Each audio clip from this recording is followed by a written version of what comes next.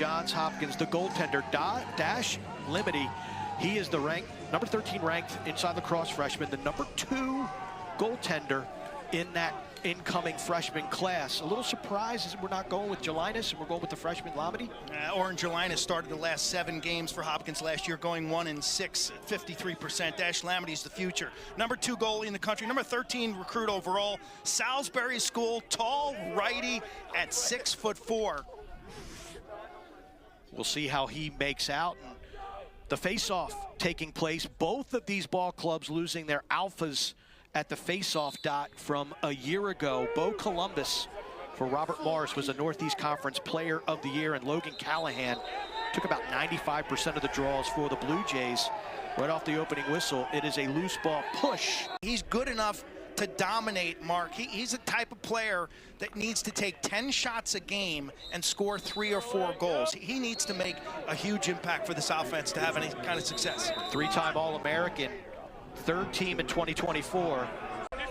Great ball movement, great handle.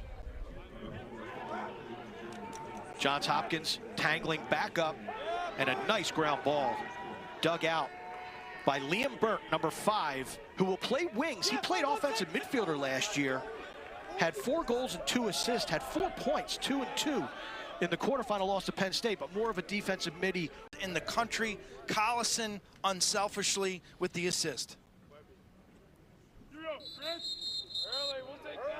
Face-off violation against Robert Morris. Go back to the face-off dot. And I know Blakely missed last year for Robert Morris, but you spend the whole preseason, especially on a man down. You as a goaltender, how does that alter your defense when your starting D-man goes down and then also can't be as part of the power play kill unit? It's not an ideal situation, but that's why in practice situations you always want to be funneling new talent in, because you don't know who, in awful weather conditions here in Charm City. Tell you, if you didn't shovel when we got the snowfall last week, you got problems right now, because it is like a solid ice. And we were both questionable for this game. Questionable, probably shoulder injuries, right? Clavicle. I was sore for days after shoveling. My shoulder got played against Johns Hopkins, and you can have an impact every time you touch the ball. Plus, Collison can play without it. He's pretty nifty inside and off ball from his roots in the Canadian indoor game. He's good in and around start today. And I know it's early, first 15 minutes of Hopkins' season, but what are some of the things you would like to see them tidy up, focus on in order to have that success? And that's a nice shot right off the face-off. Joe Habot catches me off guard right down Charles Street with the bouncer, and Hopkins continuing to enforce their will. Habot, the sophomore out of Loomis Chaffee, kind of the understudy last year to Logan Callahan. He only took 29 draws and was 24%. You see the good body control there with the spin, and he comes up with balance. And then down the center, he's not given the respect, but watch it here, the way he's able to keep his feet and show really good body control.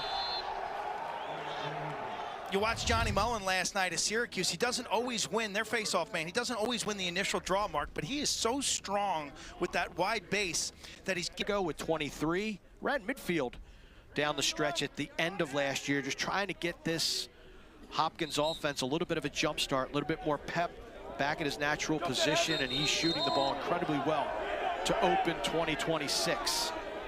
Face-off violation gives Robert Morris possession.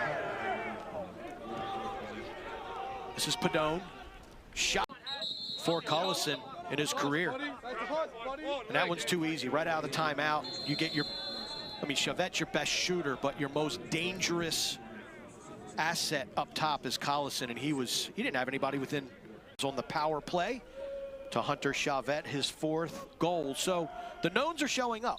Eiler, QB role facilitator, got hurt in the fall during that Army scrimmage. Had an ankle injury back in 2024, but he's a West Coast kid. San Ramon's a goalie. Hurts. I honestly would have it built into my NIL deal right now. I am not playing if the temperature's below 32. And quite honestly, it may have redirected me to a more southern geography. That's how much the ball kills when it's cold out. Yeah, hurts. Takes the fun out of practice. Sure. So, man, if you're a goalie and you're sucking it up right now up north, and Third assist for Rawson, fourth goal for Cullison. Out of the 10 scores, 80% have come from 91 in white, Chavette, 16 in white, Matt Cullison. Really top heavy. Smart player, the senior from Ontario, picks up the assist. Yeah, English led the team in assists last year with 18 helpers. Missed the majority of the 2024 season. Yeah. Injured early. I mean, if you're defending this team long term, to me, you got to poll Brooks English, you got to poll Matt Collison. I probably keep a poll on Chavette. Morris being very hands-off on that defense. Especially on Collison and Chavette. Not establishing a relationship with those Hopkins offensive players.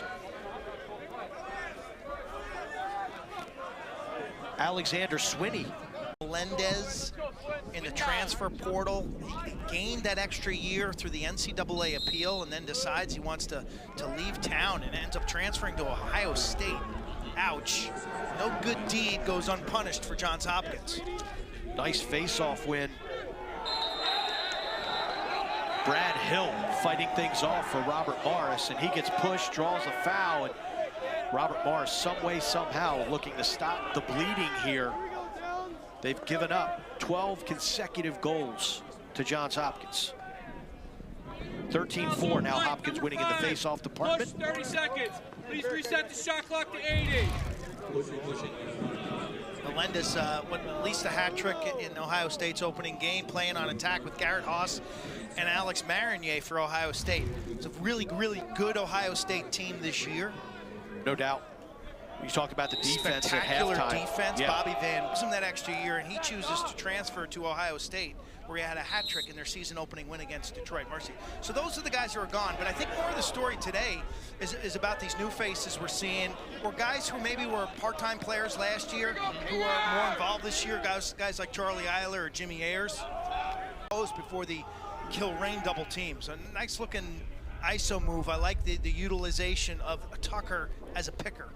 Yeah, McCormick, the graduate student out of Maple Ridge, British Columbia, 18 points a year ago. He's a focal point of this offense, especially with the loss of David Burr. We talked about the Canadian flavor of this Robert Morris team. They had six selections into the NLL, the National Lacrosse League, as well.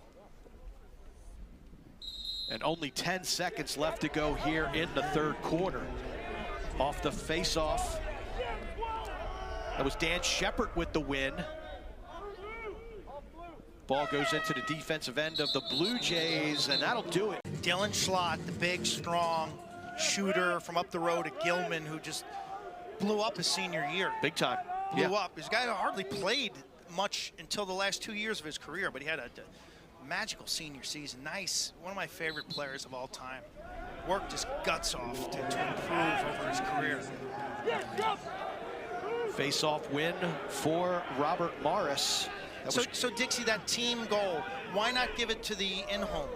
Isn't that how that used to operate? Collison in our open, the senior midfielder out of Ontario, guy who's potential national midfielder of the year caliber player, and he showed up. He was extremely efficient. He almost hit like every shot he took. We saw the variety of his skill. They find gold at the end of the rainbow. Face-off win by Brad Hill for Robert Morris. Brennan lets it rip, sails over top the crossbar. Robert Morris will bust back to Pittsburgh. They play rich.